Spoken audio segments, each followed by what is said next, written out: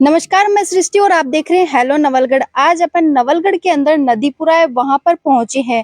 यहाँ dream zone school है, वहां पे अभी अपन पहुंचे हैं।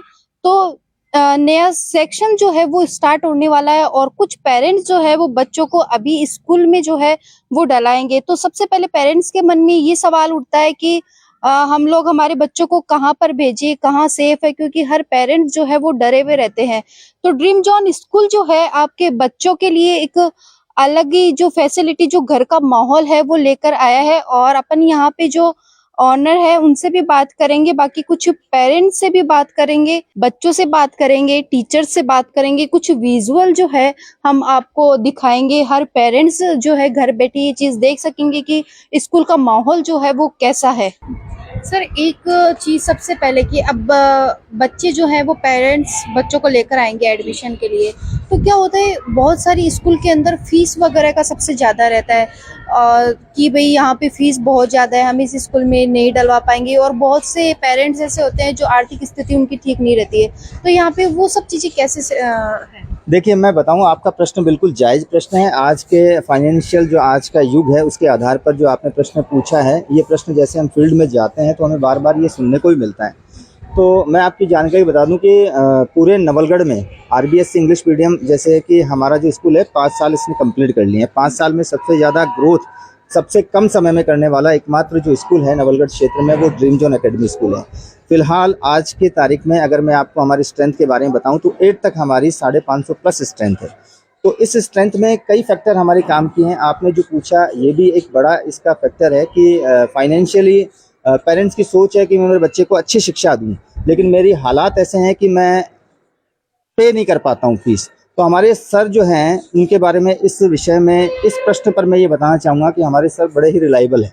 वो रिलायबल इसलिए हैं कि उन्होंने जो इंटेंशन उनका था कि मेरा इंटेंशन है कि शिक्षा के अभाव में कोई बच्चा ना रहे और मैं बच्चे को एक क्वालिटी की एजुकेशन दूं, तो इस पर उन्होंने पूरी तरह से काम किया है। और काम करते वक्त ऐसे पेरेंट्स भी हमारे बीच में आते हैं कि जो आमने सामने जब टेबल टॉक होती है तो सर अपने मतलब परिस्थितियों का हवाला हमारे सामने करते हैं। तो हमारे सर उनको जिस हिसाब से वो चाहते हैं उस हिसाब से मैनेज भी करते हैं और उसी का परिणाम है कि उस फेथ को बनाए रखकर आज हमारी स्ट्रेंथ यहाँ तक पहुँची है। तो ये जो आपका प्रश्न रहा, अगर पेरेंट्स जो मेरी बात सुन रहे हैं, अगर उनको कहीं ऐसा लगता है कि हम आर्थिक स्थिति से पिछड़े में हैं लेकिन पिछड़ने के बावजूद हम ये चाहते हैं कि हमारे बच्चे को एक अच्छी शिक्षा मिले, तो मैं उनसे आग्रह निवेदन करूंगा कि वे अपने बच्चे को ड्रीम जोन एकेडमी में लेकर के आएँ।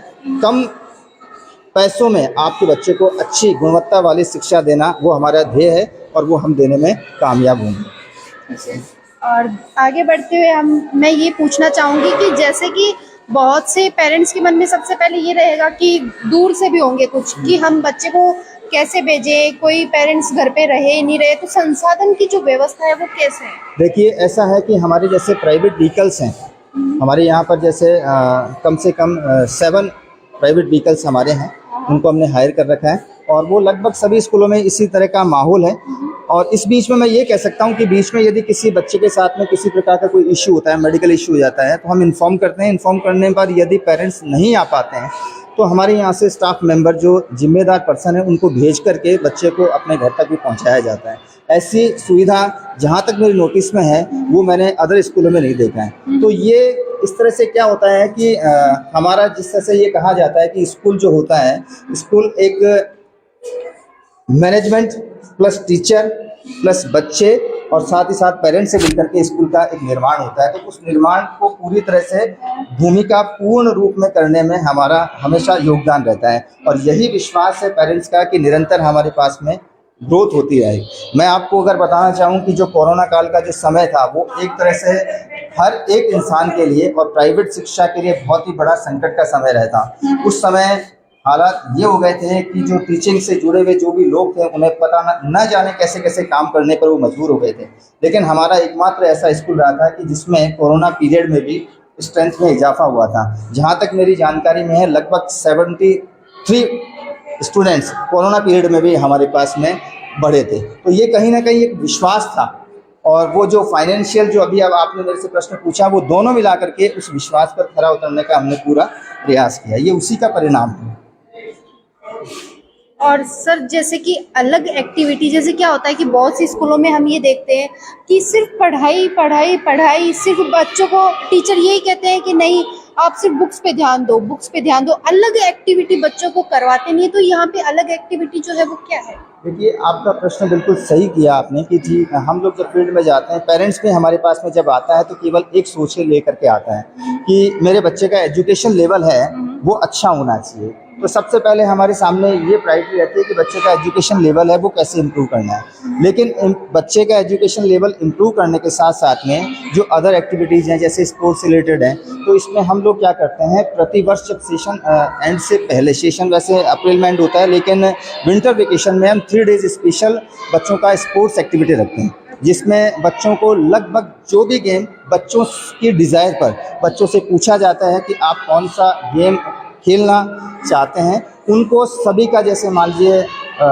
बच्चों की दौड़ है, बच्चों की कबड्डी प्रतियोगिता है, बच्चों का म्यूजिकल चेयर है और बहुत सारे हैं, जैसे बैलून से जुड़े हुए बहुत सारे ऐसे एक्टिविटीज होते हैं। मतलब स्पोर्ट्स प्लस म्यूजिकल के लिए म्यूज़िक में हमारे पास में टीचर हैं, वो बच्चों को म्यूज़िक भी सिखाते हैं। तो ये कहना हमारा हर संभव प्रयास रहता है कि अदर एक्टिविटीज़ के माध्यम से, क्योंकि ये ज़रूरी नहीं है कि बच्चा एक पढ़ाई के माध्यम से ही आगे कामयाब हो सकता है। ना जाने वो स्पोर्ट्स में आगे जा कर के अपना नाम करे, ना जाने वो म्यूज़िक में जा कर के अपना नाम करे। तो उन सभी बातों को ध्यान में रख कर के जो भी पॉसिबल हो सकता है, जो हम कर सकते हैं, उसको करने के हमारा हर संभव प्रयास रहता है।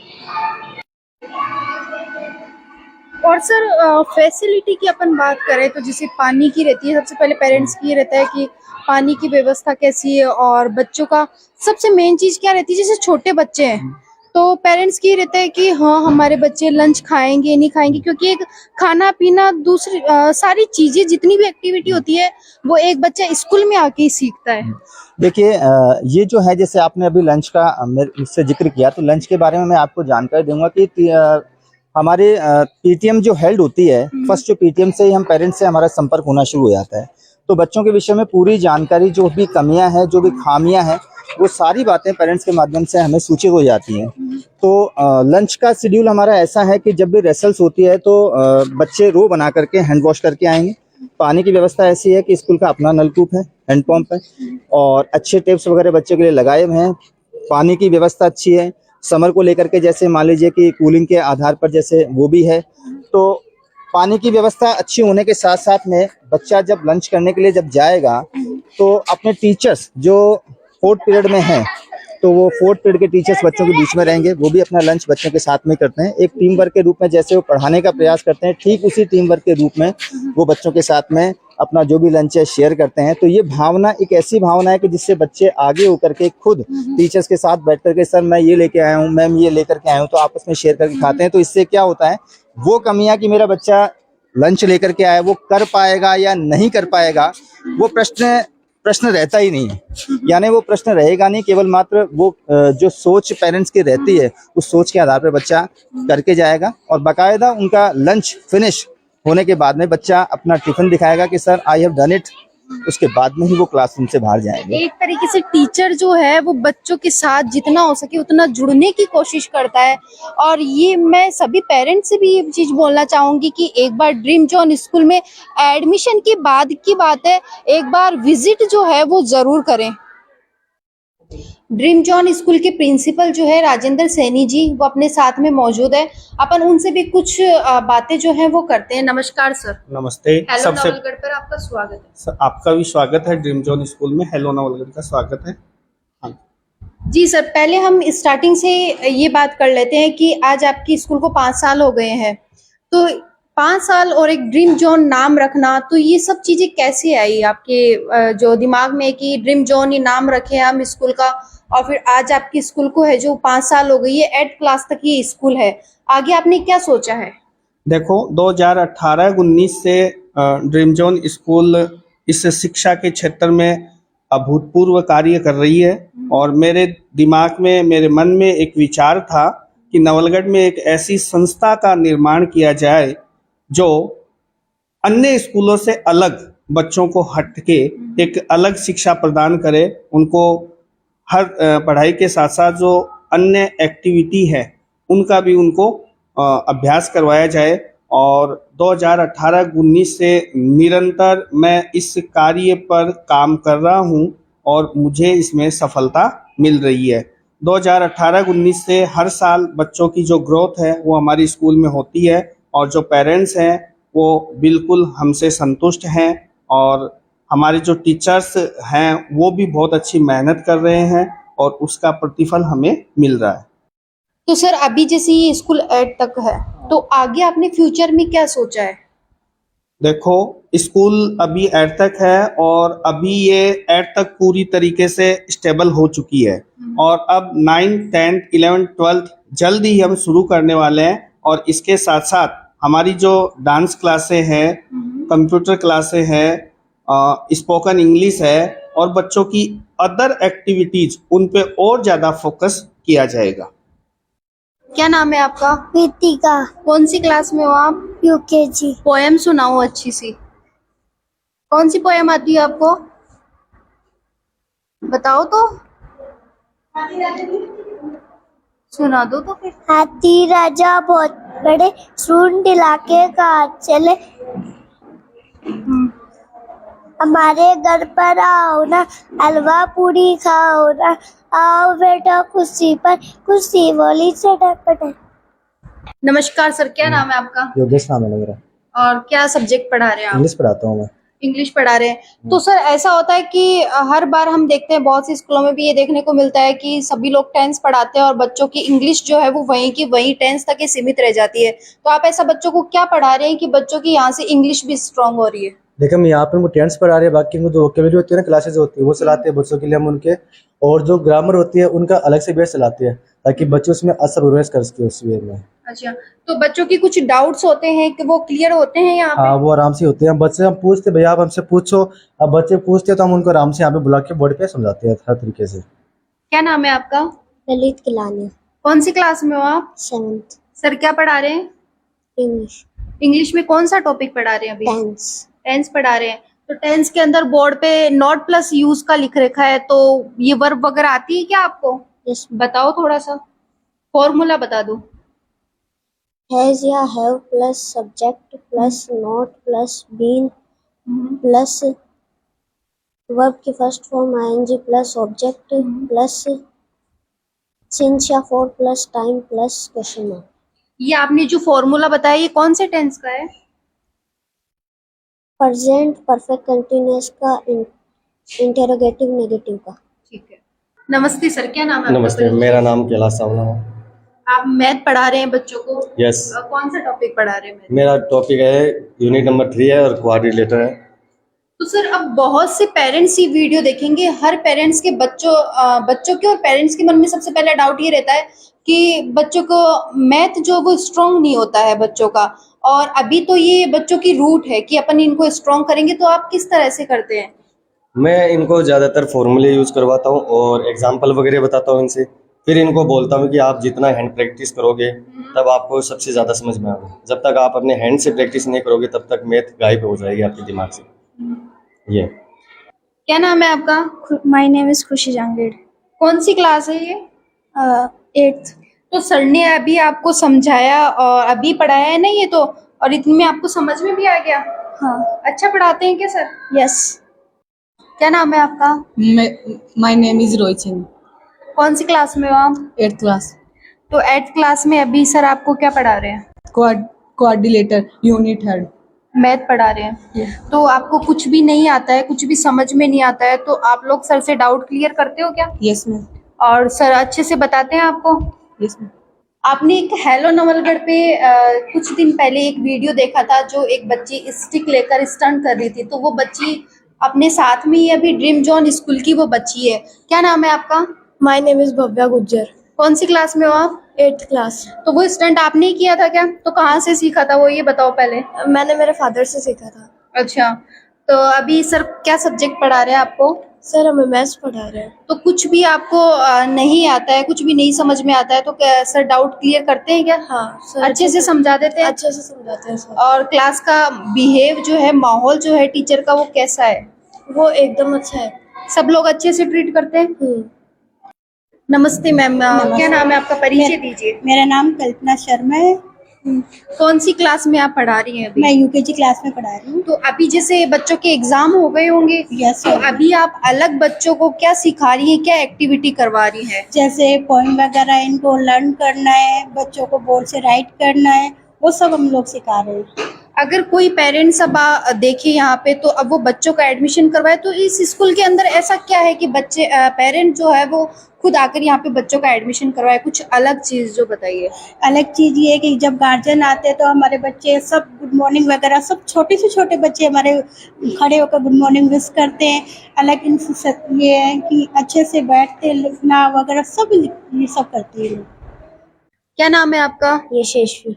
कौन सी क्लास में हो आप? 4th अभी मैम क्या पढ़ा रहे हैं आपको? हिंदी। हिंदी पढ़ा रहे हैं। तो हिंदी के अंदर संज्ञा आती है ना, Yes. उसकी परिभाषा बताओ। संज्ञा किसी व्यक्ति, वस्तु, स्थान या भाव के नाम को संज्ञा कहते हैं। अच्छा, मैम आपको हिंदी पढ़ा रहे हैं, तो आपको ऐसे मैम पढ़ाते हैं तो समझ में आता है क्या? अच्छे से पढ़ाते हैं? यस। हाँ सर, नमस्कार, परिचय दीजिए आपका। मेरा नाम कमल किशोर है और मैं हिंदी का टीचर हूँ।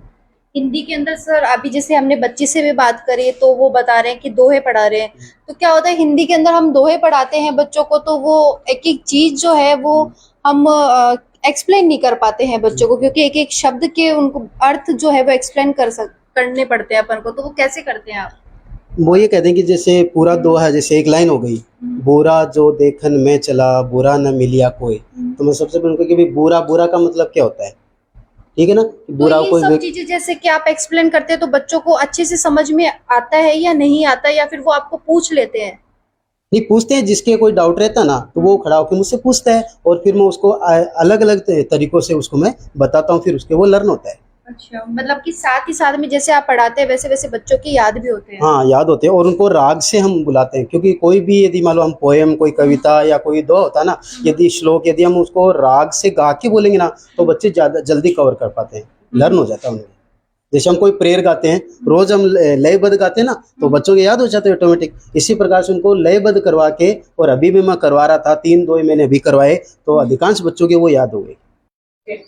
My name is Bhumika. My father name is Vinod Kumar Naik. My mother name is Kajal Devi. कौन सी क्लास में हो आप? I reading class 6th.